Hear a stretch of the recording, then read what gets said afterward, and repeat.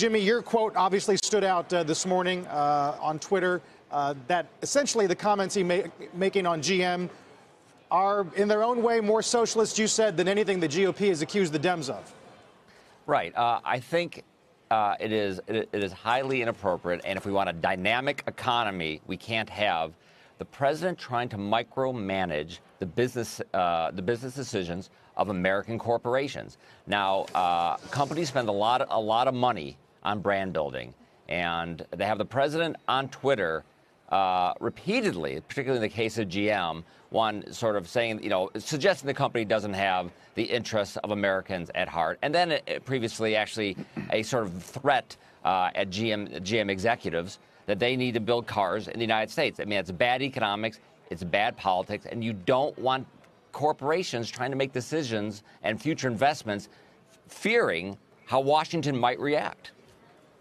Though, can it work, Jared? I mean, what if he gets the UAW into GM into some sort of expedited agreement where they can figure out how to keep this plant open?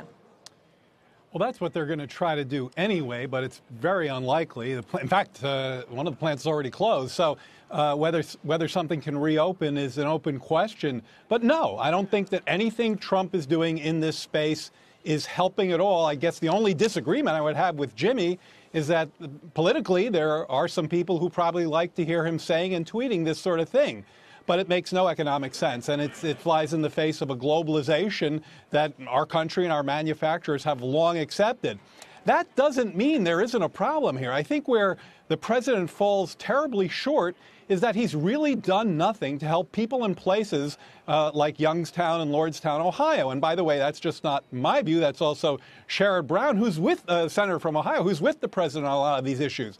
What the next president really needs to do, whoever he or she is to figure out how to help people in places like this. I've got ideas, but I guarantee you it's not a trade war or a Twitter tantrum. Well, if that next president's Bernie Sanders, we might want to ask him if he still believes, as apparently he used to do in the 1970s, that local communities should be able to veto companies closing plants or at least moving plants to other places. So I'll be very curious to see where the Democrats come down on this issue. Yeah. Well, there's also the added, Jared, go ahead. Jared, I was just going to say that, briefly, I'll say that there actually are a lot of very good ideas in this space, and they don't have to do with these kinds of, crude interventions. For example, direct job creation, sectoral training, improved labor standards, trying to actually do something to help communities through public investment. Those are all the sorts of ideas that will actually bring jobs back to these places, and Trump hasn't gotten anywhere near that. Although he's showing that he's fighting for it, that would be one thing that a supporter might argue, Jimmy. The other is that did Mary Barr, do you think, have the expectation that their conversation would be private, or at least that the president wouldn't throw her under the bus saying that she blamed the UAW? Only if she's not been paying attention to the news and the president's Twitter account for the last 3 years. I don't see why any executive meeting with the president would have any expectation at this point that the president is not going to talk about that conversation, turn that conversation against them. If I was the CEO and I was talking to the president, I would assume that thing is being live streamed directly to the entire world before I said a word. Yeah, I mean, let's just talk about the economics here, Jared, for a second. Sure.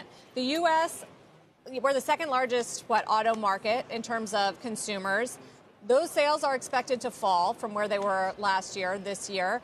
Americans are buying SUVs, not sedans. This was a plant that made sedans. I mean, It's really hard to argue with the economics here of all of this. Why do you think the president is doing it? Well, the president in 2017 went to these towns and said, don't sell your house, I'll bring the jobs back. He literally stood in front of them and said that. So that's why he has to, he feels he has to make this kind of noise. But I do think the economics are the most important, and I'm glad, Sarah, for you bringing us back there. But let me say one thing about some very microeconomics.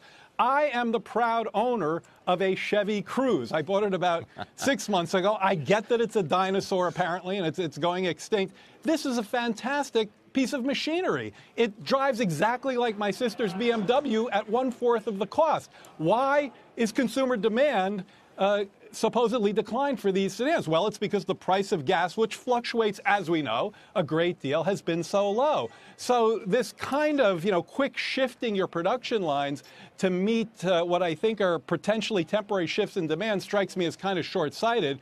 That said, I think the bigger issue is the impact of globalization on manufacturing. And that's a long-time problem driven by persistent trade deficits in this country that have been big negative since the 1970s. And again, Trump really doesn't know what to do about that. Although, Jimmy, last word here. I mean, it is Ohio. And so I can't imagine this is the last we've talked about this plan. No, we're going to. It's kind of shocking we don't hear any more about Carrier, which was the first time the president, as a candidate, actually did this. Yeah, we're going to hear more about that, and I assume we're also going to see more attacks. Big American companies the president thinks aren't doing well, whether it's Amazon or Google.